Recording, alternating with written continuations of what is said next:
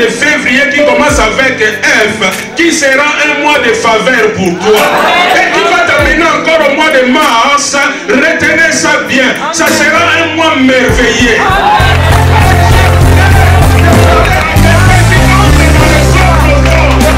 J'aimerais dire à quelqu'un, même quelqu'un va changer de statut. Oh, parce que c'est un mois nouveau. Qui va t'amener au mois de décembre. Qui sera un mois de décision.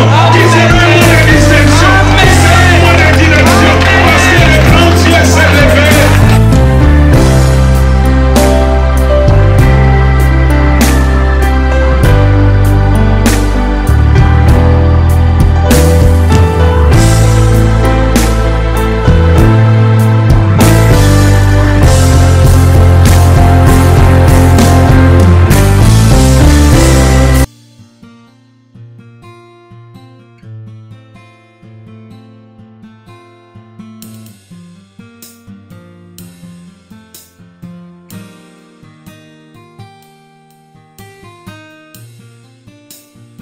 Ce matin, l'Esprit de Dieu, merci pour ta présence. Merci pour ta présence. Merci pour ta présence, Jésus. Merci pour ta présence ce matin. Gloire au grâce. Shindaya Basaka Yokoya Baba Baba. Glory of glory.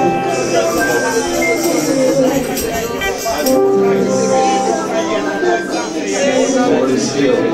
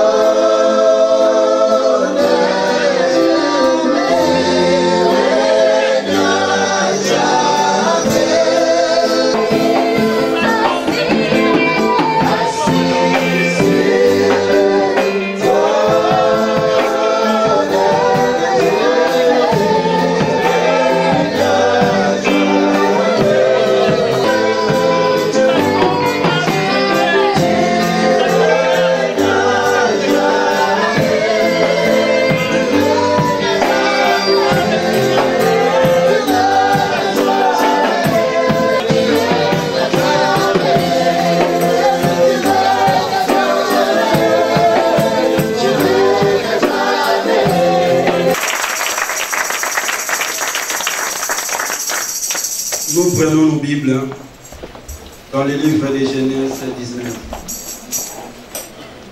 Le même texte que nous sommes en train d'exploiter ces derniers temps.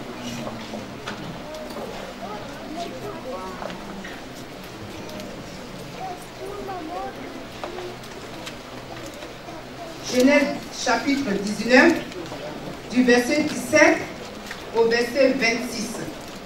Je lis la parole au nom de Jésus. Après les avoir fait sortir, l'un d'eux dit: sauve-toi pour ta vie, ne regarde pas derrière toi et ne t'arrête pas dans toute la plaine. Sauve-toi vers la montagne de peur que tu ne périsses. L'autre leur dit: oh non Seigneur, voici j'ai trouvé grâce à tes yeux et tu as montré la grandeur de ta miséricorde à mon égard en me conservant la vie. Mais je n'ai pu me sauver à la montagne avant que le désastre m'atteigne et je périrai. Voici cette ville est assez proche pour que je m'y réfugie et elle est petite. Oh, que je puisse m'y sauver. N'est-elle pas petite? Et que mon âme vive. Et il lui dit: voici, je t'accorde encore cette grâce et je ne détruirai pas la ville dont tu parles. Hâte-toi de t'y réfugier, car je ne puis rien faire jusqu'à ce que tu y sois arrivé. C'est pour cela que l'on a donné à cette ville le nom de Soar. Verset 23. Le soleil se levait sur la terre lorsque Lot entra dans Soar. Alors l'Éternel fit pleuvoir du ciel sur Sodome et sur Gomorrhe du souffle et du feu de par l'Éternel. Il détruisit ces villes, toute la plaine et tous les habitants, les villes et les plantes de la terre. Verset 26. La femme de Lot regarda en arrière et elle devint une statue de sel. Amen. Amen. Ma prédication de ce matin est focalisée sur le verset 26. Parce que j'avais dit que je vais prêcher chaque membre de cette famille. Ce matin, je vais parler de la femme de Lot. Le dimanche qui vient, on aura un temps vraiment de prière et je vais clôturer sur le fils de Lot. On va prier aussi pour Lot, pour la femme de Lot, on va prier pour le fils de Lot, on va prier pour nous-mêmes. C'est pour ça que je t'encouragerai d'être là. Amen. Le dimanche passé, j'ai parlé sur le thème, sur ce thème, Lot, le prophète du malheur. J'avais parlé sur la puissance de la parole. J'avais dit que tout ce que nous cherchons, ça se trouve dans nos bouches. Nos paroles déterminent notre destinée. Dans ta bouche, bien-aimé, tu as les enfants. Dans ta bouche, tu as l'élévation. Dans ta bouche, tu as la grandeur. Dans ta bouche, tu as tout. Parce que la Bible dit en confessant que tu parviendras au salut. Quand on parle du salut, dans le mot salut, il y a tout ce que l'homme cherche. C'est très important de parler que des paroles positives sur le chemin de notre destinée. J'avais dit beaucoup de papas, beaucoup de mamans ont détruit la vie de leurs enfants en parlant que d'une négativité, en parlant négativement sur la vie de leurs enfants. Que Dieu nous fasse grâce dans nos bouts qu'il puisse sortir que des bonnes paroles. Alléluia. Et ce matin, je viens avec ce thème. La femme de l'autre, des points sur quoi fixe-t-il ton regard? La Bible dit dans le verset 17 que les deux anges vont faire sortir la famille de Lot hors de la ville. Et l'un des anges va donner les consignes, les normes et les programmes de Dieu pour que cette famille puisse conserver, bien aimé, la vie, conserver les salis. Il y a ici, tu peux balancer les 4 programmes. L'ange va dire, sauve-toi pour ta vie. Ne t'arrête pas, ne regarde pas en arrière, ne t'arrête pas ne tarde pas. 4 consignes étaient de se cacher à la montagne. C'était les 4 consignes que l'ange a données à la famille de Lot pour que cette famille puisse conserver la vie. J'avais dit, dans ce monde, il y a des consignes. Dans ce monde, il y a des normes pour la bonne marche de l'entreprise, même pour la bonne marche de nos familles. On a besoin aussi des normes, on a besoin des consignes. Et quand l'ange va donner les 4 points, et ces 4 points devaient être respectés, et ne négligeons aucune consigne. Et voilà, l'autre, on avait déjà parlé de ça, il va demander aux anges en disant que lui, il ne peut pas aller à la montagne. Il a changé la volonté parfaite de Dieu à la volonté permissive de Dieu. Et la Bible on dit que l'ange va accepter. Il va dire à Lot, oui, j'accepte, comme tu veux aller dans cette petite ville, tu peux y aller. Je ne ferai rien tant que tu n'es pas encore arrivé dans cette petite ville. Et la Bible nous dit que Lot va aller avec toute sa famille. Elle va aller dans cette petite ville. Et la Bible nous dit que dès qu'ils sont entrés dans cette petite ville, c'est là où l'ange va commencer à bombarder, à détruire Sodome et Gomorrhe. Et là, la femme de Lot va tourner pour regarder. Par là, j'aimerais d'abord dire à quelqu'un, malgré tout, la famille de Lot était hors de la ville. Malgré tout, la famille de Lot était déjà sauvée. Mais le problème d'Isali est personnel. Le problème d'Isali, c'est un problème bien aimé de choix. C'est un problème de décision. C'est à toi d'accepter l'offre de Dieu ou pas. Personne ne peut accepter les salis à ta place. J'avais dit, la vie chrétienne, on peut te soutenir. On peut te donner la main. Comme les anges ont fait, bien aimé, pour la famille de Lot. Ils ont donné la main à cette famille pour les emmener hors de la vie. Comme un jour Jésus a donné la main à la fille de Jairus. Comme un jour Jésus a donné la main à Pierre pour le faire sortir de l'eau, pour que Pierre ne s'enfonce pas. Dans la vie chrétienne, on peut te soutenir. Mais ce qui concerne les salis, c'est un problème personnel. Alléluia. Sur les chemins bien-aimés de ta destinée, tu dois marcher selon les instructions de Dieu. Tu dois marcher selon les consignes de Dieu pour arriver bien-aimé à la montagne pour l'éternité. Alléluia. Et dans les versets 23-24, l'un des anges va confirmer à Lot en disant, je ne ferai rien tant que tu n'as pas encore arrivé dans cette ville. Et voilà, les 4 personnes vont commencer à courir. Je vais me focaliser sur la femme de Lot ce matin. Cette femme, on ne connaît pas grand chose concernant sa vie. La Bible nous parle seulement d'un ce petit verset-là, que la femme de Lot est tournée en arrière, sa tête en arrière.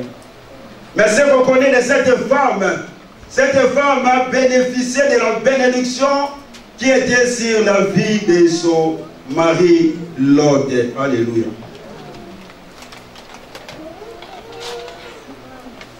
Dès qu'ils vont entrer dans cette petite ville, parce qu'ils ont commencé à courir, la première consigne c'était de fuir. Cette femme a respecté ça. Elle va commencer à courir.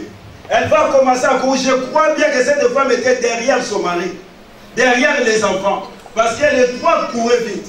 Et la femme aussi courait. Parce que c'était la consigne. Elle va courir.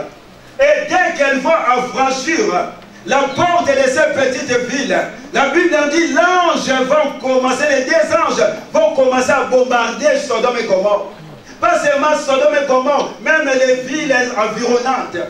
Ils vont commencer à bombarder. Ils vont commencer à envoyer des flammes de feu. Ils vont commencer à envoyer des souffles de feu du ciel. La Bible dit la vie, les gens, les sols, les plantes vont être consumés. Et cette femme, elle va tourner pour regarder. Or, cette femme était en sécurité.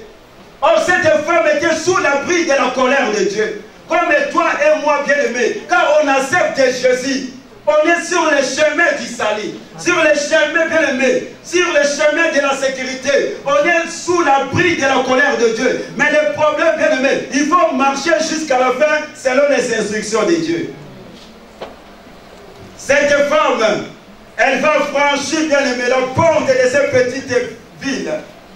C'est là où elle va faire la comparaison.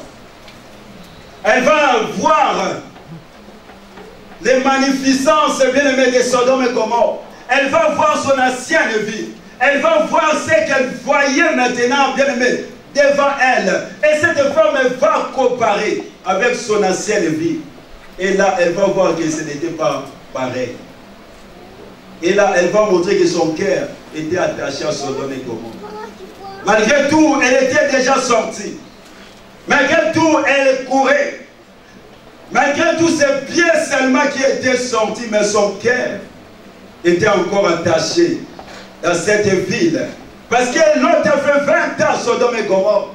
Cette femme a fait 20 ans, je crois bien, à Sodome et Gomorrhe. Et voilà cette femme, elle va se souvenir des richesses de Sodome et Gomorrhe, de son ancienne vie. Elle ne peut s'empêcher de montrer que son cœur était encore attaché à Sodome et Gomorrhe, à son passé. Son cœur demeurait encore bien aimé à Sodome et Gomorrhe, malgré tous ses pieds étaient déjà sortis. Cette femme va désobéir bien aimé au deuxième consigne. Oh, Dieu avait dit de ne plus regarder en arrière. Cette femme va regarder en arrière. Et cette femme va mourir sur place. Parce que je crois bien, cette femme disait à elle-même, Dieu est tellement bon, Dieu est tellement miséricordieux, Dieu ne peut pas me faire mourir. Voilà, mon mari a changé l'une de ses consignes. Dieu a accepté. Moi aussi, si je regarde par derrière, pour voir, Dieu ne peut rien me faire. Par là, j'aimerais dire à quelqu'un, frère et sœur, tu peux être serviteur de Dieu, tu peux être bien un intercesseur, tu peux prêcher, tu peux bien aimer donner des offrandes ou bien être soutien dans l'église. Ton père peut être pasteur, ta mère peut être pasteur bien aimé. Cela ne te pousse pas à désobéir aux consignes de Dieu. Alléluia. Amen. Beaucoup croient que Dieu comprend. Cette femme, il disait, Dieu va me comprendre. Dieu aura pitié de moi. Comme mon mari a fait, moi aussi je peux désobéir aux consignes de Dieu. Et voilà, quand elle va regarder bien aimé en arrière, on dit, elle a désobéi au message d'Issaïe. Et cette femme fut consumée par le feu. Et cette femme fut perdue d'un coup. Elle va devenir la statue d'Israël. Dieu ne comprend pas le péché. Dieu ne comprend pas la désobéissance. Le péché reste un péché. Dieu condamne le péché. Dieu aime les pécheurs, mais Dieu n'aime pas le péché. Combien aujourd'hui veulent que Dieu puisse le comprendre? Combien aujourd'hui ne veulent pas comprendre Dieu? Combien aujourd'hui veulent plier, que Dieu puisse plier sa volonté à leur volonté? Combien ne veulent pas plier leur volonté à la volonté de Dieu? Combien de gens veulent que Dieu puisse s'aligner à leurs besoins? Au lieu de s'aligner à la volonté parfaite de Dieu, mais nous voulons que Dieu s'aligne à notre besoin. Cette femme bien-aimée, elle va désobéir au deuxième commandement. Malgré tout, son mari a changé la dernière consigne de Dieu. De la vie et de la montagne à la ville. Mais ce qui est bien aimé, l'autre a demandé la permission aux anges. Mais cette femme n'a pas demandé. Cette femme va désobéir. Elle va désobéir. Oh, cette femme a écouté 3 fois le message du salut. Cette femme a écouté le message du jugement. Cette femme a écouté le message comment s'échapper bien au jugement et conserver ta vie. Dans le verset 12, première fois, elle a écouté dans le verset 12 le message du jugement et du salut. Deuxième fois, dans le verset 16, Elle a écouté le message du jugement et du salut. Troisième fois, dans le verset 17.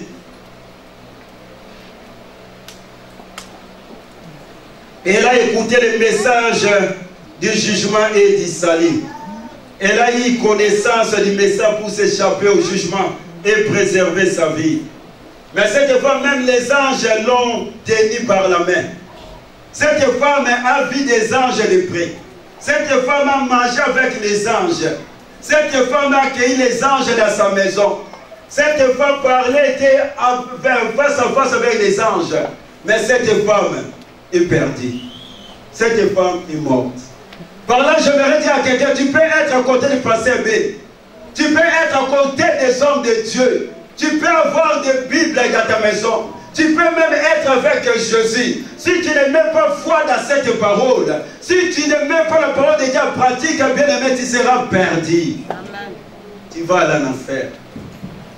La désobéissance à la volonté de Dieu a des conséquences graves. La femme de Lot, quand tu regardes la Bible, bien aimé, n'était pas méchante.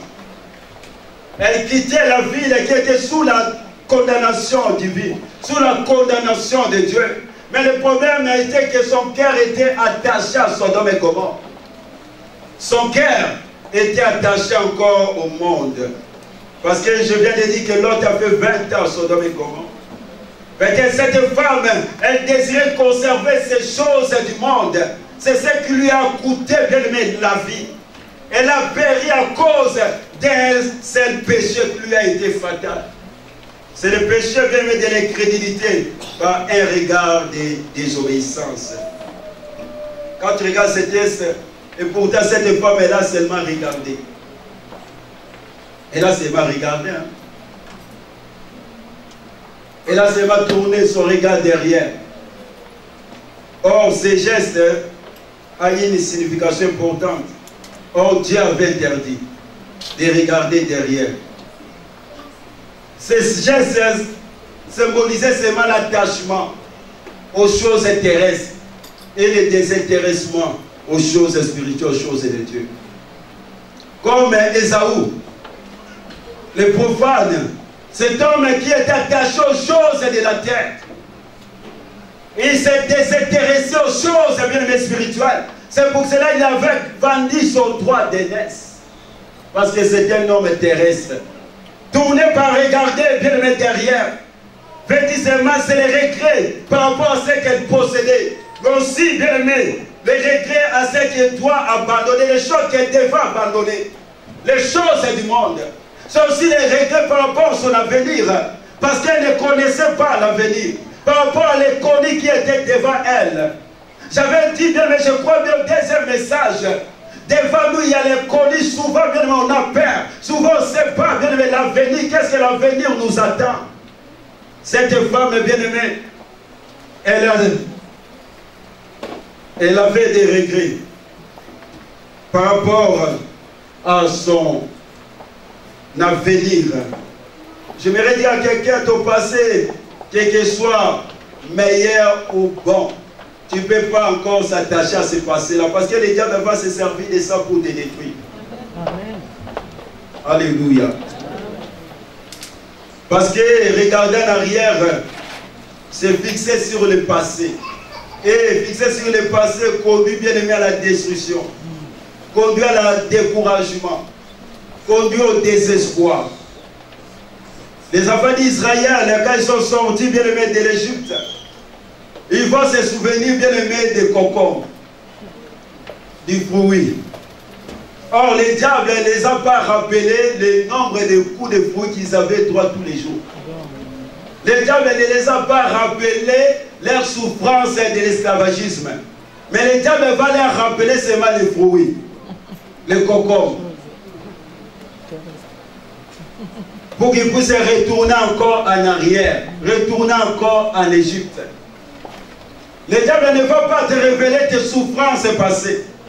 Le diable va te révéler seulement, tu vois, la musique est là, quand tu étais encore là. L'ambiance est là, pour déstabiliser ta vie, pour détruire, bien aimé, ta vie, pour que tu puisses retourner encore en arrière. Écoutez ce que la Bible dit dans Philippiens 3. a ici, tu peux balancer Philippiens 3, versets 8 et 13 à 14.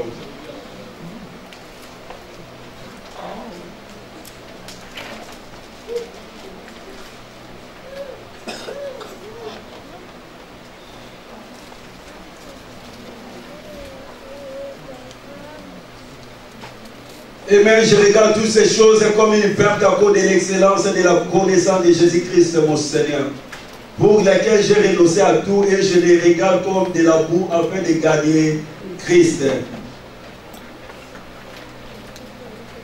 Et d'être trouvé en lui, non avec ma justice, celle qui vient de la loi, mais avec celle qui s'obtient par la foi en Christ. La justice qui vient de Dieu par la foi. Reprends d'abord le verset 8, après on va voir le verset 13.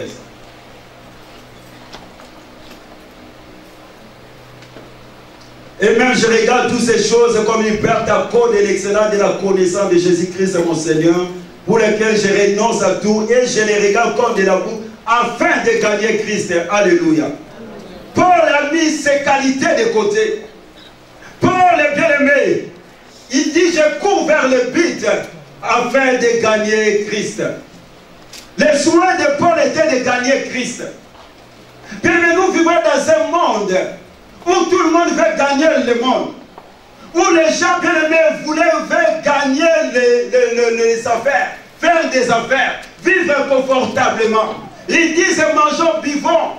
Quand demain nous allons mourir parce qu'on vit qu'une seule fois.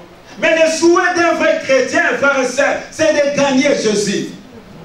Apôtre Paul dit, je cours vers le but, non pour gagner le monde, non pour gagner les affaires, mais pour afin de gagner Christ. Bien, mais Christ, il a tout ce que les chrétiens aspirent. Posséder Jésus, frère et sœur, c'est la réalisation de tous nos désirs. Ici-bas déjà, nous bénéficions de sa grâce. Et son amour nous comble, frères et sœurs. Et ce jour-là, dans l'éternité, nous allons vraiment bénéficier pleinement de Jésus. Ce matin, quel est l'objet de ton désir? Ce matin, quel est l'effort de ton désir? Est-ce que c'est Jésus ou bien le monde? Apôtre Paul dit, je cours vers le but afin de gagner Christ. Bien aimé, le désir de ton cœur, c'est de gagner Jésus ou de gagner le monde. Il a laissé mis de côté ses qualités. Il a mis de côté sa connaissance à cause de Jésus-Christ de Nazareth. Balance le verset 13.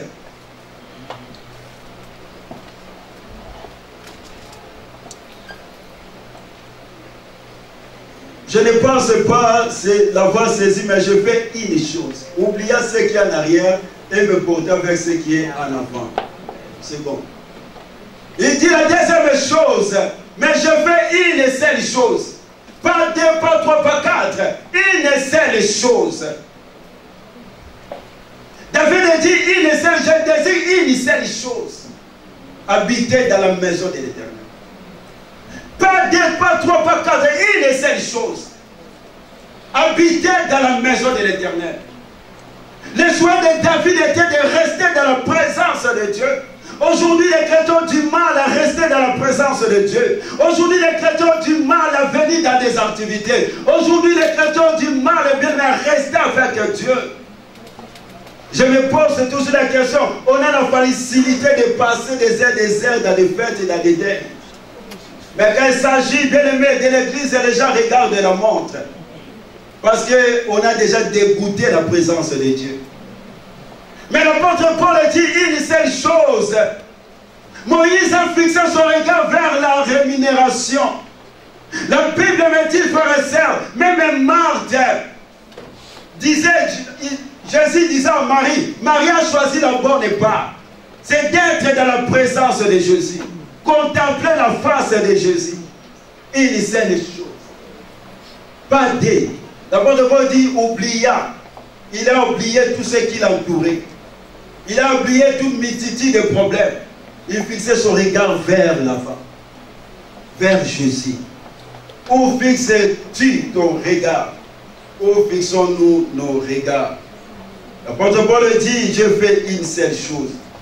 Oublia tout ce qui est derrière. Frères et sœurs, fixons nos pensées et nos efforts sur les grands buts de notre vie qui est Jésus. Fixons nos pensées sur Jésus, frères et sœurs. Fixons nos regards vers l'avant, bien-aimés. Parce que, bien-aimés, un jour, nous allons recevoir la couronne. Jésus donnera la couronne à ceux qui auront vécu, bien-aimés. Si tu es celui qui fixe les regards vers en arrière, bien-aimé, tu seras comme la femme de Lot. Alléluia. Être sauvé sur le chemin du salut, ce n'est pas une garantie. Mais il faut, bien-aimé, vivre selon les instructions du maître et aller jusqu'au bout. Frère, c'est un regard, ce n'est pas grave. Parce que la femme de Lot a tourné ses mains, il a fait un regard. Ce n'est pas grande chose et pourtant, un seul regard suffit aussi, bien-aimé, pour être perdu. Et un seul regard vers Jésus suffit aussi pour être sauvé. Nombre 21 nous dit, quand les enfants ont murmuré dans les déserts, Dieu va envoyer des serpents venimeux. Ils vont commencer à piquer les enfants d'Israël. Et Dieu va dire à Moïse de faire un serpent d'airain. Toute personne qui jetait un regard vers le serpent d'airain était guérie, sauvée. Toute personne qui ne regardait pas, qui fixait ses regards sur la terre, était mordue, était mort. Par là, la femme de Lot nous révèle qu'avec un simple regard vers Jésus, tu peux être sauvé de la mort éternelle. Amen. Mais un seul regard vers le monde, tu seras perdu. Alléluia. Un seul regard. Où fixes-tu ton regard? Joseph a dit à son père, ne regrettez pas ce que tu vas laisser à Canaan, parce que le meilleur est devant toi. J'aimerais dire à quelqu'un, le meilleur est devant toi. Tout ce que tu cherches, ça se trouve à Jésus-Christ de Nazareth. Bien aimé, Joseph va dire, ne regrettez pas ce que tu vas laisser. Tout ce qui est de l'Égypte sera pour vous. Tout ce qui est de meilleur sera pour vous. Les meilleurs ne se trouvent pas dans le monde. Les meilleurs ne se trouvent pas Sodome et Gomorrhe. Écoutez ce que la Bible me dit dans le livre de 2 Pierre 1, 3, 4. Sa divine puissance nous a donné tout ce qui est nécessaire à la vie. Tout ce qui est nécessaire à la vie. Ça se trouve à Jésus. La Bible dit Dieu a mis tout sous les pieds de Jésus. Tu cherches le mariage, ça se trouve à Jésus. Tu cherches les enfants, ça se trouve à Jésus. Tu cherches le travail, ça se trouve à Jésus. Tu cherches la gloire, ça se trouve à Jésus. Pas dans le monde. Pourquoi attachons-nous encore dans le monde? Pourquoi fixons encore nos regards en arrière? Où fixes-tu ton regard? Alléluia. Matthieu 6,33 nous dit, cherchez d'abord. D'abord Jésus. Il faut que Jésus soit la priorité de nos vies. Cherchons d'abord Jésus. Et le reste, c'est ce que tu cherches en retour. Jésus va te donner. Aujourd'hui, on a changé le formule de Jésus. On cherche d'abord les restes. Tu peux avoir les restes, mais tu es perdu. Mais si tu as Jésus, tu auras toujours les restes. Alléluia. Cherchons le royaume des cieux. Tout ce que nous cherchons, ça se trouve à Jésus-Christ de Nazareth. Jésus revient bientôt. Nous devons nous attacher à Jésus. Fuyons la distraction. Fuyons, bien-aimés, des choses du monde. Oublions nos vies passées, frères et sœurs. Coupons, bien-aimés, la corde avec notre vie passée. Aujourd'hui, beaucoup viennent à Jésus avec l'air ancien de vie. Ils viennent servir Jésus avec l'air ancien de vie. Non, ça ne passe pas avec Jésus. Nous devons couper, bien-aimés, le cordon ombilical du monde avec Jésus-Christ. Nous devons couper. Tu ne peux pas venir vers Jésus avec ton ancienne vie. Si dans le monde tu étais voleur, tu continues à voler, non. Si dans le monde tu étais prostitué, tu continues à être non. Si dans le monde tu étais ambiancé, tu continues, non. Si dans le monde tu volais, tu viens, non. Tu dois couper. Si dans le monde tu dansais des chants mondains, quand tu viens, tu dois couper. Si dans le monde tu étais sorcier, quand tu viens, tu dois couper. Si dans le monde tu buvais les sang humains, quand tu viens à Jésus, tu dois couper. Tu dois boire maintenant le sang de Jésus. Amen. Alléluia. Amen. Jésus revient bientôt. On va prendre un verset dans la ligne 17, c'est ce que la Bible nous dit. 32.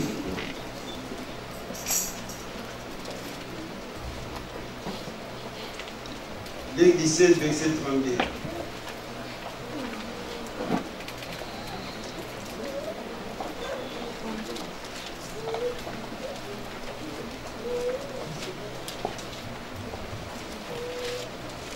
Verset 32, la Bible nous dit: souvenez-vous de la femme de Lot. Celui qui cherchait à sauver sa vie la perdra, et celui qui la perdra la retrouvera. Je vous l'ai dit, en cette nuit-là, les deux personnes qui seront dans un même lit, l'une sera prise et l'autre laissée. Les deux femmes qui monteront ensemble, l'une sera prise et l'autre laissée. Des hommes qui seront dans un champ, l'un sera pris et l'autre laissé. Alléluia. Dieu nous dit de se souvenir de la femme de Lot. Parce qu'à l'époque, bien aimé, même de Lot, les gens de Lot, ils avaient focalisé leur vie sur la fête, les mariages, les ambiances. Ils ne se préoccupaient jamais de Dieu. Et un jour, c'est que je suis en train de prêcher, le jugement était venu. Et ils étaient morts. Pourquoi? Parce qu'ils ont mis Dieu de côté. C'est pour cela que la Bible nous déclare toujours, la Bible nous donne ses conseils de mettre en règle notre vie avec Dieu. C'est très important, dès à présent. Je vous ai parlé de Maman Tina, j'ai dit la mort peut venir à n'importe quel moment. Est-ce que tu es prêt? Combien ils ont accepté Jésus comme leur sauveur et non comme leur Seigneur? Leur sauveur, Jésus pompier, Jésus assistant social. Quand ça ne va pas, ils appellent Jésus. Mais combien n'ont pas accepté Jésus comme leur Seigneur? C'est-à-dire Jésus est maître de leur vie. C'est-à-dire ils ont laissé le volant de leur vie à Jésus. C'est Jésus qui conduit leur vie. Combien de chrétiens aujourd'hui? Combien? Jésus n'est pas leur Seigneur. La Bible dit, souvenez-vous de la femme de Lot. C'est le pire de retourner en arrière. Lorsqu'on était sur le chemin du salut, que de n'avoir jamais connu Dieu. La Bible dit dans Hébreux 10, 38, nous qui avons déjà goûté aux joies du paradis du monde futur, veillons bien à ne pas regarder en arrière. Le juste vivra par la foi, mais si c'est retire mon âme, si c'est retire, mon âme ne prend pas plaisir à lui. Hébreux 10, 38. Souvenons-nous de la femme de Lot. Bien-aimés, souvenons-nous, bien-aimés, d'elle à chaque fois que la tentation, les épreuves viendront et que Satan nous incite à ralentir notre marche, de nous arrêter, de regarder en arrière, de penser, bien-aimés, de se soucier à notre ancienne vie, à faire demi-tour pour satisfaire les désirs de la chair. Souvenons-nous de la femme de Lot. Souvenons-nous, Seigneur, bien-aimés, de la femme de Lot qui a bénéficié de la grâce. Et là, elle qui s'est mise en route, en courant, qui s'est retrouvée à l'abri de la colère de Dieu qui pourtant a perdu la vie à cause d'une simple désobéissance. Jacques Dédi nous dit, car quiconque observe toute la loi mais pêche contre un seul commandement devient coupable de tous. Alléluia. L'obéissance à la parole de Dieu, frère et sœur, est très important. Si je ne garde pas le commandement de Dieu, je ne peux pas plaire à Dieu. À cause d'un seul péché, la femme de Lot était morte. Bien aimé, tu peux prétendre aimer Dieu. Tu peux prétendre servir Dieu. Mais si tu ne mets pas, bien aimé, le commandement de Dieu à partir de la Bible, on dit tu n'es qu'un menteur. Yes. Or, les menteurs, bien aimé, n'iront pas au royaume des cieux.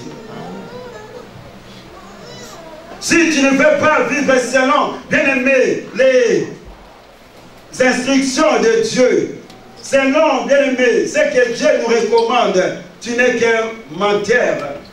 Quand tu regardes ce texte, tu verras que la femme de Lot n'a rien fait du mal. Parce qu'elle a seulement jeté un regard.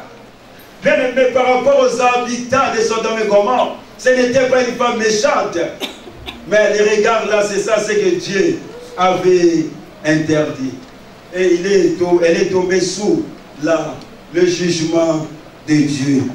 Quand tu regardes dans la Bible, il y a plus de vingtaine de fois c'est marqué souvenez-vous. Cette expression-là. Si Dieu nous dit c'est un commandement qui est vrai. Souvenez-nous de la femme de Lot. Cette femme est devenue une statue d'Israël, frères et sœurs. Combien de chrétiens aujourd'hui sont devenus des statues?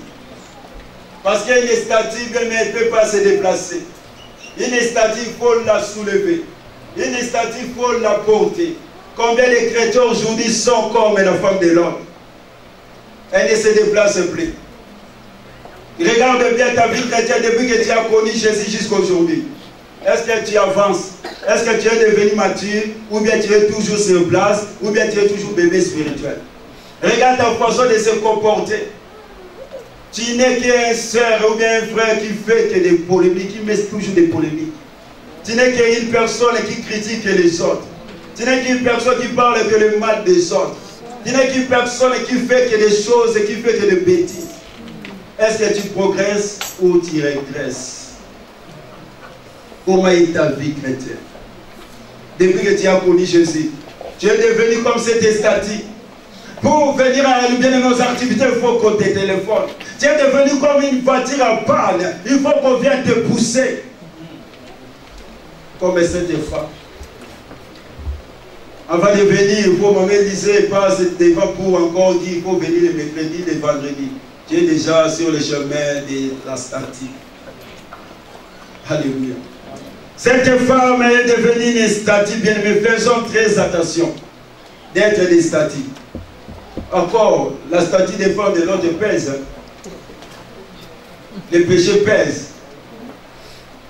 Jésus n'a pas pu porter la croix parce que ça pesait. Le péché pèse. Ne sois pas une voiture qu'on vient toujours pour pousser. Alléluia. La femme de l'autre ne pouvait pas se déplacer. Elle est restée sur place. Regarde ta vie, tu es toujours sur place, tu tournes toujours à rond. Tu es toujours là. Il y avait un frère qui me disait, ce frère a commencé la vie chrétienne avant moi. Et un jour, ce frère va venir me voir et me dire, Papa Miré, j'ai 14 ans, je crois, merci, je ne me trompe pas, de vie chrétienne plus que toi. Mais je n'arrive même pas à exhorter. Mais je ne sais pas comment toi tu fais pour pécher. 14 ans de vie chrétienne, incapable même d'exhorter quelqu'un. Elle est tout, la personne était toujours là, elle tournait toujours à mon bébé spirituel. Nous devons grandir.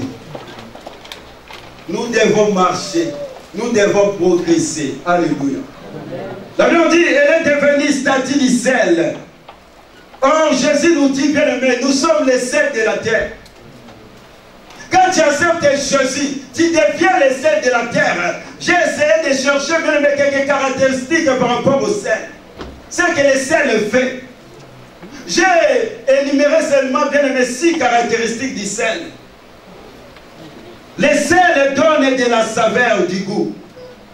En tant que disciples de Jésus, nous devons porter la saveur. Nous devons porter le goût, bien aimé, dans ce monde qui périsse.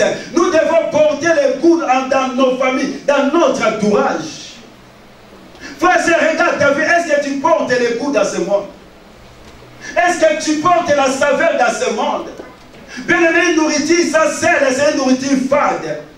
Là où, bien aimé, ça ne va pas dans la vie des gens. Là où les gens sont dans le désespoir, ta présence doit porter le goût. Ta présence doit porter la saveur. Est-ce que tu apportes la saveur? Là où il y a le désespoir, tu apportes le goût. Ou bien tu viens encore envenimer la situation. Or, le sel, bien aimé, apporte la saveur. Deuxième caractéristique, les sels permettent bien à l'alimentation, bien les aliments, de se préserver ainsi que ce goût et ses facultés. Ils préservent l'alimentation, la nourriture. Ils préservent aussi, conservent ses facultés. C'est-à-dire, bien aimé, la nourriture principale des chrétiens, c'est la parole. Un chrétien, bien aimé, ne peut pas, bien aimé, faire des compromis. Tu ne peux pas déformer la parole. Tu ne peux pas faire plaisir aux gens pour faire ce que les gens veillent au lieu de plaire à Dieu. Un chrétien, il est là pour dire la vérité. Il n'est pas là pour déformer la parole. Amen. Il est là pour conserver les facultés de la parole de Dieu. Amen. Tu ne peux pas faire plaisir aux gens. La Bible on dit que tu ne peux pas boire d'alcool, toi tu bois parce que tu es entouré. La Bible on dit que tu ne peux pas voler, toi tu bois parce que tu es entouré. La Bible on dit que tu peux pas écouter la musique mondaine, toi tu écoutes parce que tu es entouré. Non, tu déformes la parole de Dieu. Amen. Alléluia. Troisième chose, les sels donnent la soif. C'est-à-dire, quand tu es en contact, les gens sont en contact de toi, doivent avoir la soif de venir connaître ton Jésus. Jésus dit, venez à moi, vous tous qui est fatigué, chargé. Hein? Venez aussi, vous êtes qui ont soif. C'est-à-dire, quand les gens sont en contact de toi, ils doivent avoir soif de venir à l'église, soif de connaître ton Dieu. Mais aujourd'hui, bien aimé, les gens disent, ah, je ne peux pas venir parce qu'ils regardent ta vie. Tu es comme un païen. Pareil. Pareil. Moi, j'aime toujours regarder, tu as WhatsApp. Hein? Au milieu, il y a marqué quoi, statut. Je viens seulement la statut, boum. Et je regarde les chrétiens. Regarde. Tu verras, tu dis, mais c'est vraiment des chrétiens. Comment tu peux gagner le monde? Comment tu peux gagner les autres? Comment? Tu dois donner soif aux autres.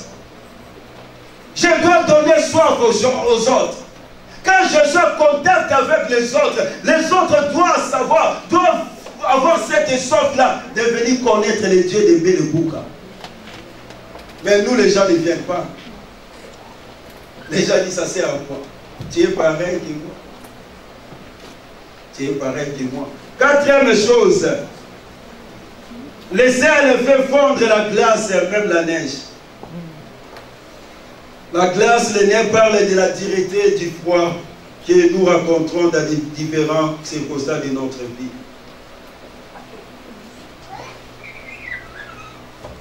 C'est-à-dire, tu es là, un instrument qui doit amener la paix.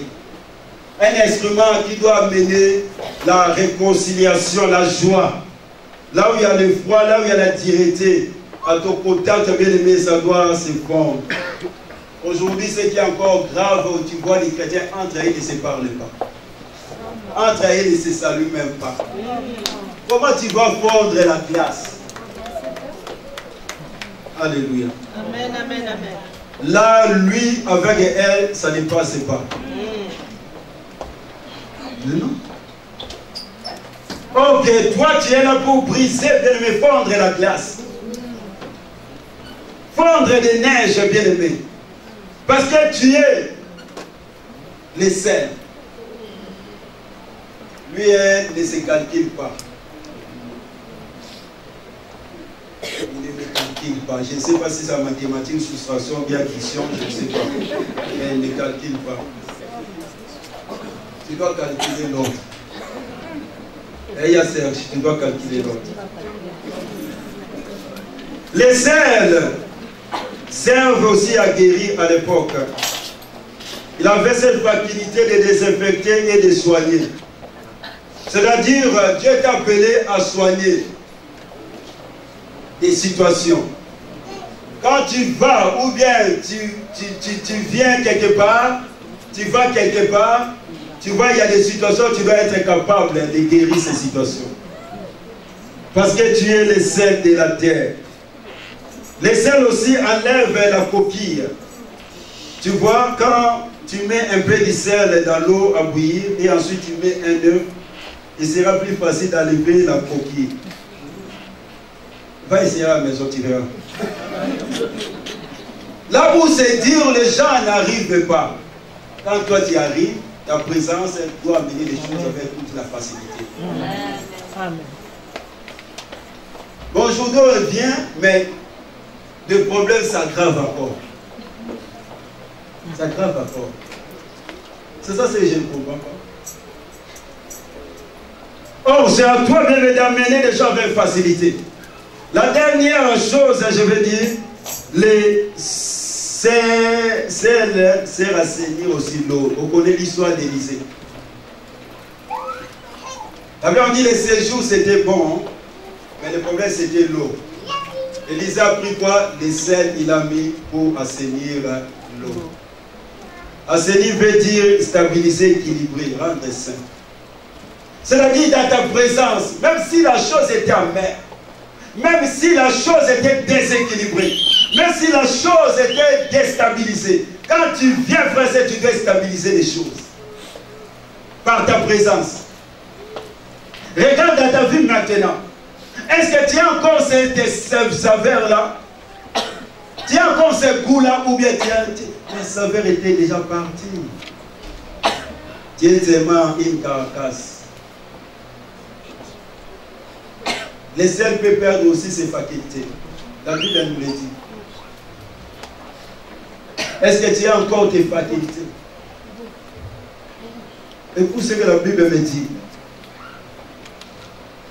Il y a ici, tu peux balancer.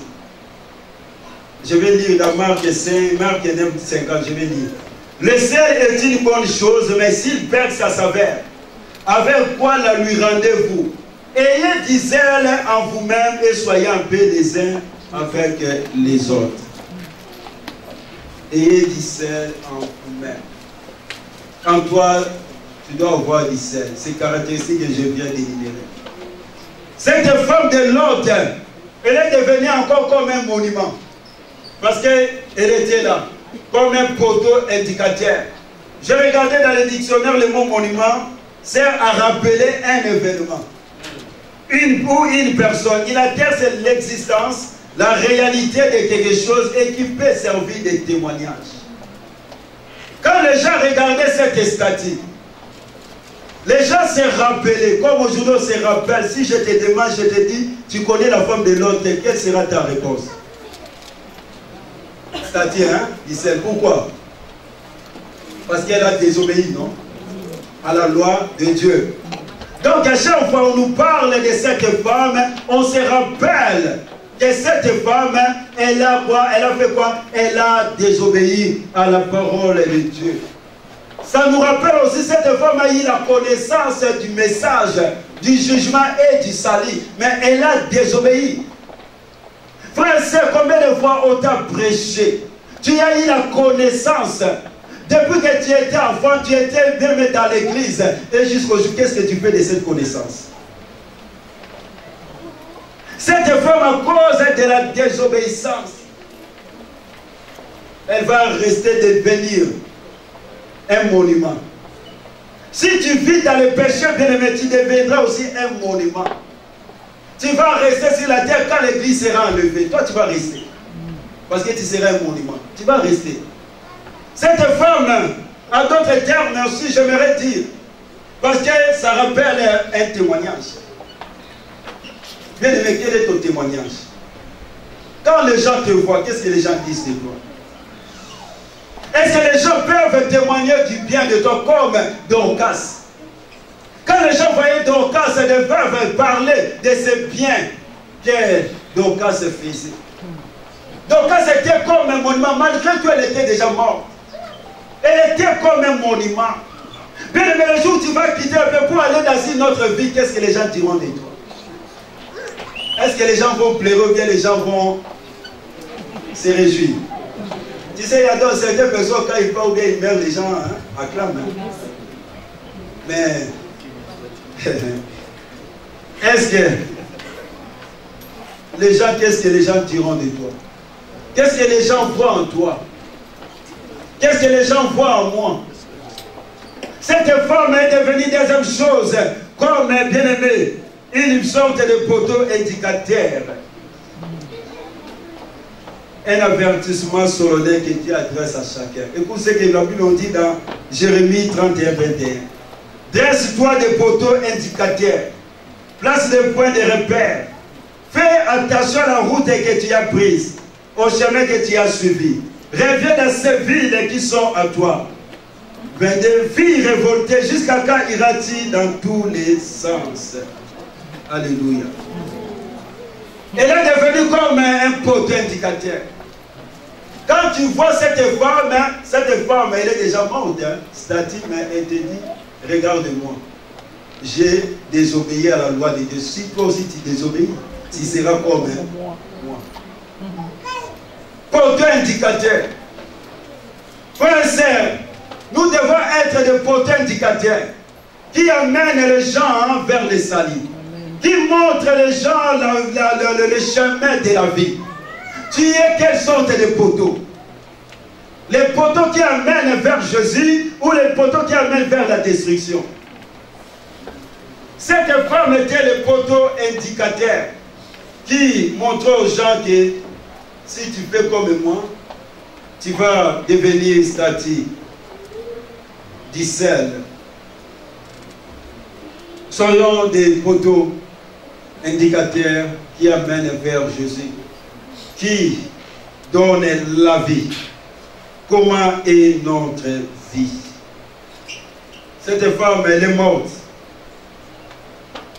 parce qu'elle était attachée avec les choses et les Sodome et Gomorrhe.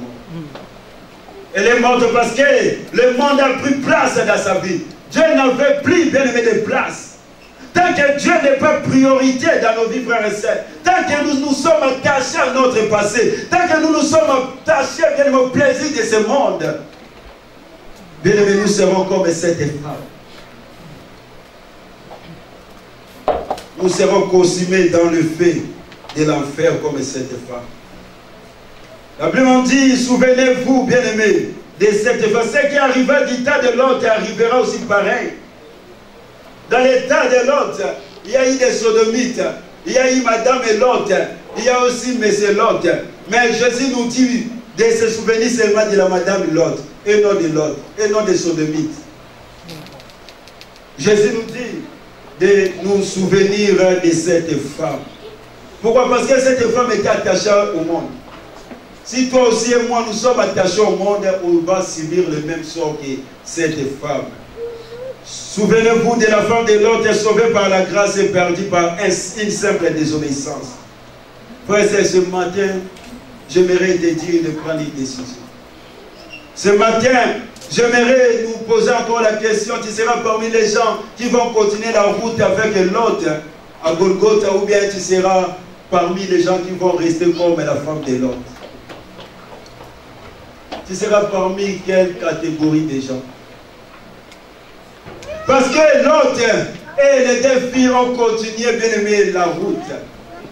Bien aimé, nous devons aller nous cacher, bien aimé, à la montagne de Golgotha. C'est là où les dangers, c'est là où, frères et sœurs, les souffrances, c'est là où, bien aimé, les périls ne peuvent pas bien nous atteindre. C'est là, bien aimé, à la croix de Golgotha, nous devons nous cacher. Et voilà la femme de Lot à cause d'une simple désobéissance, parce qu'elle a regardé en arrière, parce que son cœur était attaché aux choses du monde. Elle est périe avec. Or, cette femme était déjà sortie. Bien aimé, venir à l'église, c'est bien. Venir à l'église, ce n'est pas mauvais, mais le problème, il faut que Dieu soit la priorité. Amen. Si Jésus n'est pas la priorité, ça ne sert à rien. Quand la mort viendra, où passera-t-il ton éternité? Le souhait de Jésus est que nous puissions être sauvés. C'est ça le souhait de Dieu. Le souhait de bien des anges était que la femme de l'autre aussi soit sauvée. Mais le problème, ça dépendait de chacun. L'autre et ses deux filles bien aimées, eux n'ont pas retourné la tête en arrière. Mais cette femme va retourner la tête. À cause du bien de Sodome et Gomorrhe. Le monde passera, ainsi que tous ses convoitises. Mais la parole de Dieu ne passera jamais. Amen. Où fixe-t-il ton regard? Où fixons-nous nos regards? À Jésus ou bien au monde? Tu t'es attaché à qui? À Jésus ou bien au monde?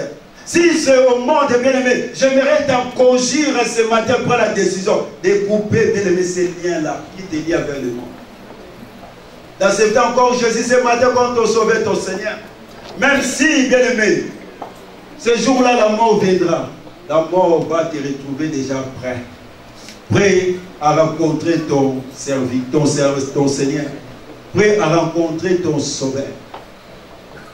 À quoi sert-il un homme de tout gagner s'il perdait son âme? C'est l'âme qui est très importante parce que l'âme vit éternellement. C'est l'âme. Que Dieu nous aide. Que Dieu m'aide. à m'accrocher à Jésus. Quand tu regardes cette famille, il y a seulement 3 qui ont survécu. Le défi et l'autre. Je me suis posé la question, c'est pour cela au début j'ai dit, la femme de l'autre était derrière.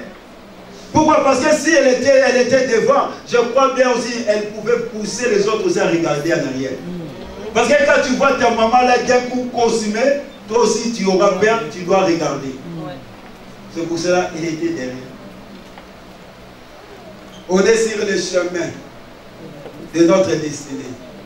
Où fixes-tu ton regard? En arrière ou bien devant? Mais ce matin, j'aimerais t'encourager à fixer les regards devant. Vers Jésus, notre rémunérateur. Vers Jésus, le but de notre vie. Vers Jésus, notre Seigneur. Vers Jésus, notre Sauveur. L'ambiance, ça ne sert à rien. Mais à Jésus aussi, on vit, non? On fait de l'ambiance. Le dimanche, tu as vu ce que les frères James nous ont fait? Nous sommes des lapins. Le dimanche, on a fait de l'ambiance. Tout est là en Jésus. Tout. Ce n'est pas dans le monde. Cette femme est pérée avec le monde. Qu'est-ce que tu caches dans ton cœur? Le monde ou bien Jésus? Que Dieu nous fasse grâce. Je vais me limiter là. Parce que dimanche, on va continuer sur les défis de l'autre. Les gendres ont péri.